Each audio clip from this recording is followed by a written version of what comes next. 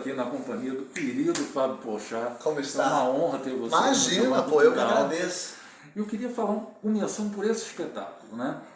Como eu estava aqui, não é só engraçado, né? É emocionante porque as pessoas se identificam. É verdade. Você mergulha na alma de cada espectador, porque bom. todos já passaram essas experiências. E eu queria te perguntar, como a sua experiência como roteirista também, quem escreve é muito exigente consigo mesmo, Verdade. né? Como você selecionou? Deve ter sido muito difícil, né? Eu fui, na verdade, pensando as minhas histórias de viagem que deram errado, porque o engraçado é quando dá errado. Sim. E quais eram as histórias que podiam ser mais stand-upadas, né? Colocando mais piada. Porque, assim, o diferente de um show de humor, assim, como o stand-up, é que não é só contar uma história. É você levantar e cortar. É você preparar a piada e fazer daquilo o seu setup e o punchline, que a gente fala, né? Então não adianta só contar uma história, não é uma contação de história. Diferente do que eu faço no programa. No programa o pessoal tá contando história, eu faço uma brincadeira ou outra. Mas aqui não, aqui tem um... E aí...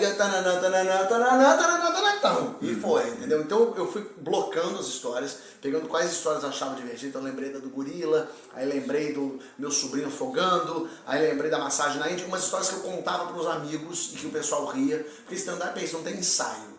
Stand-up você não ensaia, você faz. Então, funciona muito você contar para os amigos na mesa de bar, em casa, aí você vê o que estão rindo, aí você vai trazendo. Você vai sentindo a temperatura da Exatamente, mas eu gosto de escrever mesmo. Então, tudo que eu fiz hoje no show tá tudo escrito, palavra por palavra.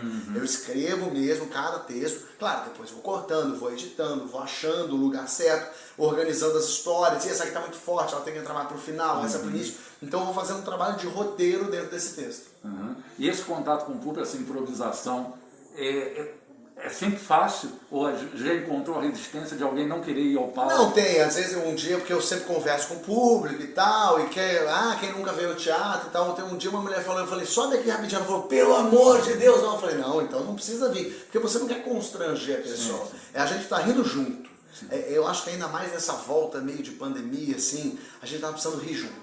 Então tem 926 pessoas rindo junto, e rir junto é melhor que rir sozinho. Quando a gente tá, um riso puxa o outro riso, um riso puxa o outro riso. E assim é, inclusive, com as pessoas que estão ali. Eu não quero rir da cara dele, eu quero rir com ele. Sacanear ele, mas me sacanear também, brincar um pouco isso. E aí eu contando as minhas histórias, ali é o texto todo armado, mas quando eu começo a perguntar das histórias da plateia, quem já foi pra onde, quem viajou pra aquele lugar, as pessoas começam tímidas, mas depois elas gostam, elas vêm comigo. E você acha muito importante o humorista, ele ter essa experiência do roteirista junto?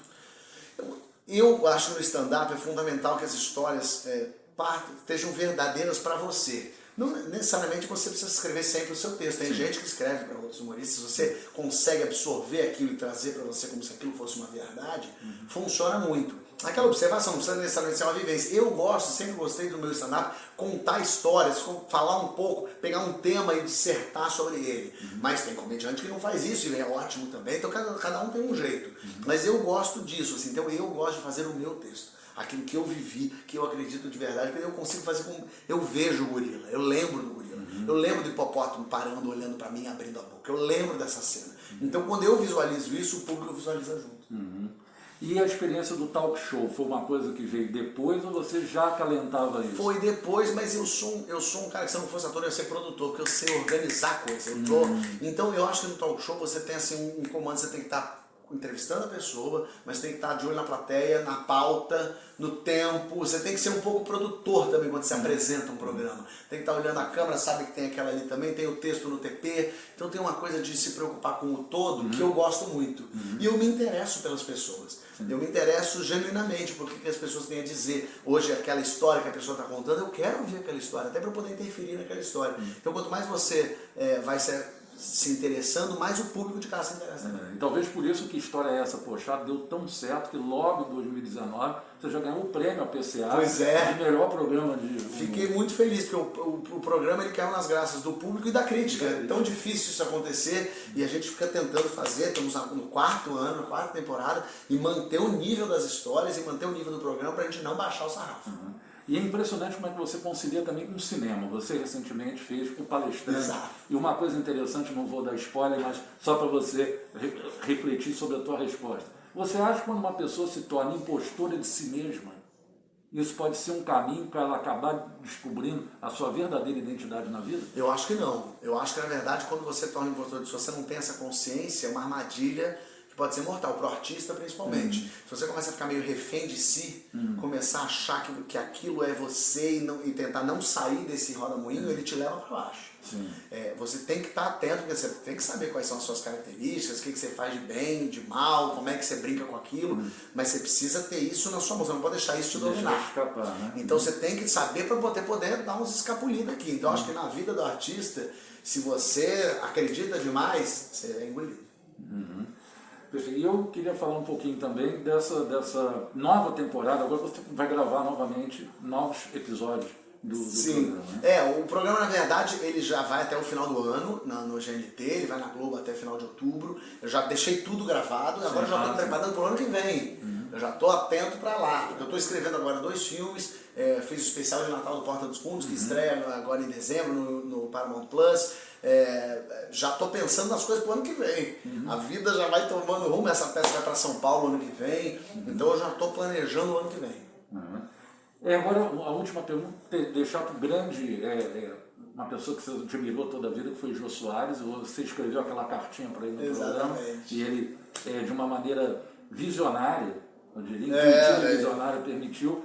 Como é que foi para você essa experiência do Jô, e principalmente quando você já estava na Record, daquele encontro de vocês em que ele via em você, quem sabe, o grande entrevistador do presente e do futuro. Olha aí. Porque você tem aquele estilo que lembra muito o Jô também. Eu fiquei muito emocionado quando entrevistei o Jô, porque foi um nó na minha cabeça, né? De repente, eu estava entrevistando aquele que 14 anos antes tinha me lançado, 15 anos antes tinha me dado oportunidade. Então eu, sem nem saber o que eu queria da vida com 18 anos, estava no programa do Jô, descobri o que eu queria, e 15 anos depois eu estava com ele no meu sofá.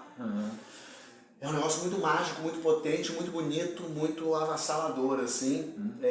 Fiquei muito tocado, depois criei uma amizade com o Jô, fui na casa dele, a gente se falava, eu ligava pra ele me dava parabéns, mandava vídeo de aniversário. Então eu fiquei muito...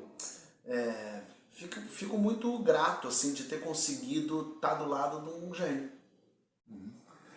Poxa, e o que você diria para os jovens que hoje em dia querem também seguir a sua carreira? Desistam.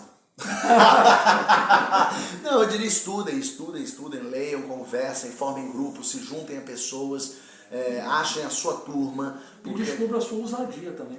Também, sim, por que não? Ainda mais quando a gente é jovem, a gente não tem nada a perder. Então é hora de arriscar, de fazer as coisas malucas, de errar, vai atrás, porque se é isso mesmo que você quer, se é isso que você sabe fazer, de algum jeito, alguma hora a coisa vai. Muito obrigado, sucesso sempre. Até mais, gente. Valeu.